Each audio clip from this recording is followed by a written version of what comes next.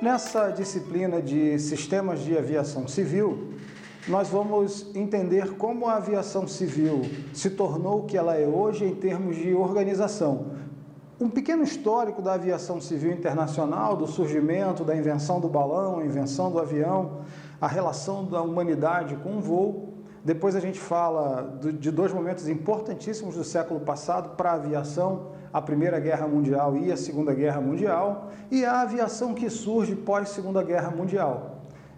Assim que a gente falar sobre essas duas guerras mundiais, a gente passa a falar sobre a Organização da Aviação Civil Internacional, a OACI, o órgão hoje mundial de regulação da aviação civil, e faz um pequeno corte para entender como é que isso se processou no Brasil também. Os primórdios da aviação no Brasil e as instituições no Brasil que organizam a aviação civil. Essa é a disciplina de Sistemas de Aviação Civil do nosso preparatório de comissários de voo, Braga Academy. Na primeira aula da disciplina de Sistemas de Aviação Civil, nós vamos falar sobre essa relação do homem com o voo, da humanidade com o voo. Por que as pessoas querem tanto voar? O ser humano não tem estrutura para voar, mas algo na aviação nos fascina. Não na aviação, mas algo no voo nos fascina, né? Você encontra em lendas ancestrais, na história da humanidade, sempre há alguma relação entre essa busca do homem com o voo. É isso que traz você até um curso de comissário de voo, até um curso de piloto, é isso que te faz olhar quando passa uma aeronave, é isso que te prende a atenção nesses grandes pássaros de metal. Essa relação com o voo, ela te traz aqui. Eu costumo brincar e dizer que se a aviação pagasse metade dos salários que ela paga hoje, ainda assim as salas de aulas estariam cheias, ainda assim nós teríamos várias pessoas querendo exercer a profissão. Por quê? Porque é algo que nos encanta, é algo que nos aproxima. Esse início de aula, ele se dedica exatamente a essa relação. Por quê? O que nos traz? De fato, essa relação da humanidade com o voo, ela está presente, está registrada em várias lendas, em contos, ao longo de toda a história da humanidade. A mais famosa delas, ou a que chega primeiro, a que a gente acaba encontrando primeiro quando vai pesquisar alguma coisa sobre isso, é a lenda de Ícaro e Dédalo. Ícaro, filho de Dédalo, Dédalo construtor, contratado pelo rei da ilha de Creta, para construir um labirinto e aprisionar um minotauro. O Dédalo se dedica ao trabalho e acaba ficando preso com o Ícaro dentro desse labirinto. E na fuga do minotauro, fugindo do minotauro, Dédalo se depara com penas de pássaro e cera e resolve construir um par de asas para si e para seu filho Ícaro com essas penas e essa cera. Os dois saem voando do labirinto do minotauro. E o Ícaro, assim que toma contato com o voo, aí é o que chama a atenção da história, assim que o Ícaro toma contato com o voo, ele se apaixona, ele se entrega e ele desrespeita duas recomendações que haviam sido feitas pelo seu pai ainda no solo antes da decolagem. O Dédalo diz para ele: Ícaro, não voe próximo ao mar Egeu, porque as gotículas de água do mar podem umedecer as penas que vão ficar pesadas e você vai cair. E não voe próximo ao sol, porque o calor do sol pode derreter a cera e desfazer as suas asas. O Ícaro se apaixona pelo voo e, sem pensar nas consequências, se entrega. Começa a voar cada vez mais próximo do sol, até que o sol derrete, como o pai havia previsto, até que o sol derrete a cera e o Ícaro cai no mar Egeu e entra para a história como o primeiro acidente aeronáutico devidamente registrado, inclusive com recomendações do que deveria ter sido feito antes.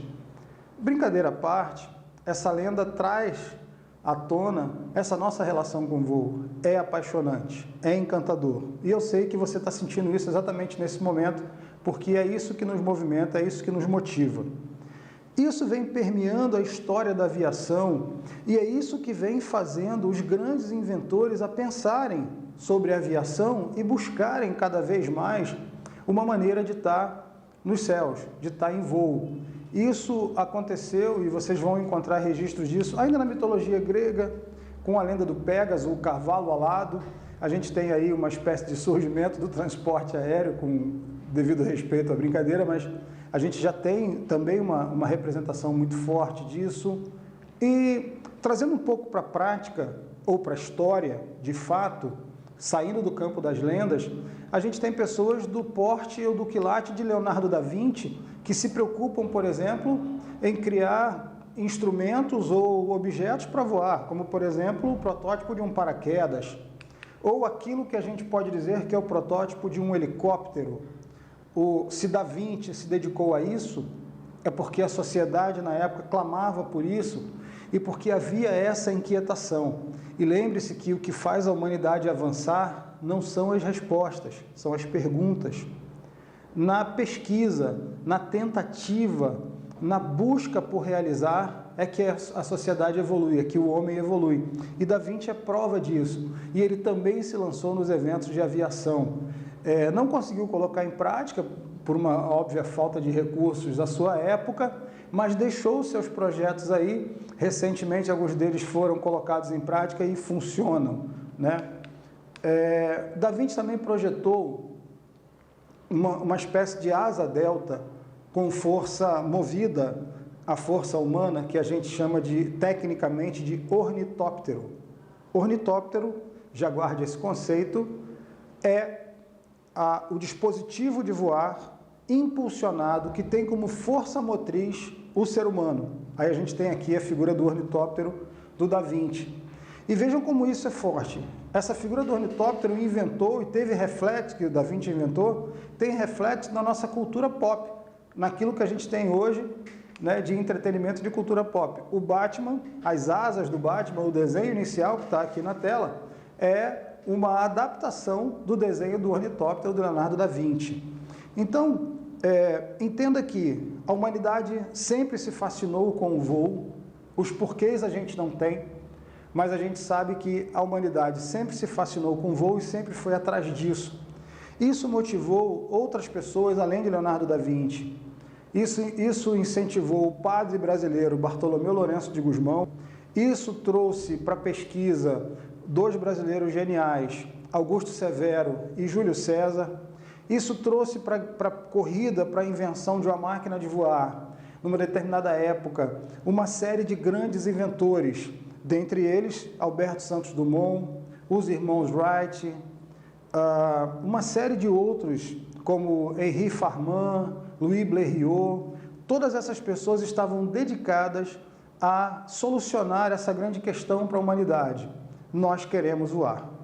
E eu sei que é isso que você está sentindo e eu espero que essa aula consiga traduzir para você um pouco dessa sensação, porque é ela que vai permear esse início da disciplina que fala das invenções, da busca. Por que essas pessoas se expuseram tanto? Por que correram o risco do acidente? Porque queriam voar, né? E de onde vem essa necessidade? De onde vem essa busca? A gente não sabe, a gente simplesmente sente. E eu espero que você esteja aí exatamente sentindo agora essa mesma coisa. E essas aulas vão ajudar você a que você consiga realizar esse seu sonho de voar. Seja muito bem-vindo à disciplina de Sistemas de Aviação Civil.